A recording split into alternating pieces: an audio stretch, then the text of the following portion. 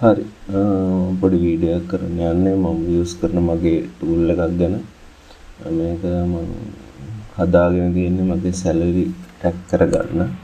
මේක මම හදලා තියෙන ලංකාවේ ටැක්ස් එකට අනුකූල. එතකොට අප්‍රේල් වලින් පටන් ගෙන ඊළඟ මාසේ මාර්තු වෙනකම් මේක එතකොට gross salary, net salary, bonus එකක් හම්බ වෙනවා. ඒ ටික ඔක්කොම දාගන්න පුළුවන්.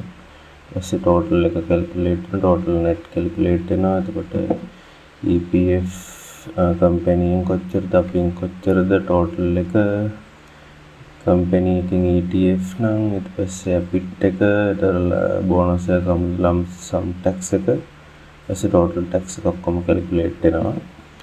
එතකොට මේක ආට ආගේ වර්කින් ඉයර්ස් වලට අදාළව හදා ගන්න පුළුවන්. දැන් මගේ මේකෙන් මම හදාගෙන මම පටන් ගත්ත වැඩ කරන්න පටන් ගත්ත කලින් නම් ඔක්කොම ටික ට්‍රැක් කරගන්න ලේසි මේක. එතකොට ආට සැලරි හම්බුනාට පස්සේ ආට තියෙන්නේ මෙතෙන්ට එන්ටර් කරගන්න. ඒක 1.50ක් තමයි net එක 20ක් කියන හිතුවත් බෝනස් එකක් අපි හිතමු 50,000 බෝනස් net එක 40,000 කියලා ගත්තා. අතර ඔක්කොම කැල්කියුලේට් කරන අතර EPF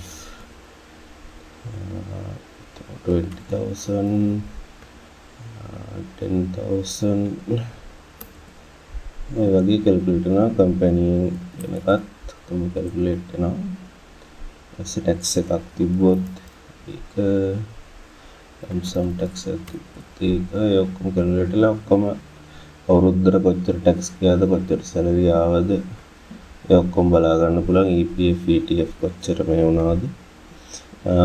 ඊට පස්සේ ඊළඟ අවුරුද්දේ මේ අවුරුද්දේ කලින් අවුරුද්දේ EPF ටෝටල් එක ETF ටෝටල් එක ආට මෙතෙන්ට ගෙනල්ලා දා ගන්න පුළුවන්. මෙතන මොකද මගේ කලින් අවුරුද්දේ ටෝටල් එක 30000යි. ඒකට ETF එක 30000යි කියලා මට මේ වගේ දාගත්තොත් මට දැනට දැන් අන්තිම සැලරි එක හම්බුනාට පස්සේ මගේ EPF ටෝටල් එක කොච්චරද ETF ටෝටල් එක කොච්චරද කියන එක කැල්කියුලේට් කරගන්න පුළුවන්. මේක තමයි යූස් කරන්නේ.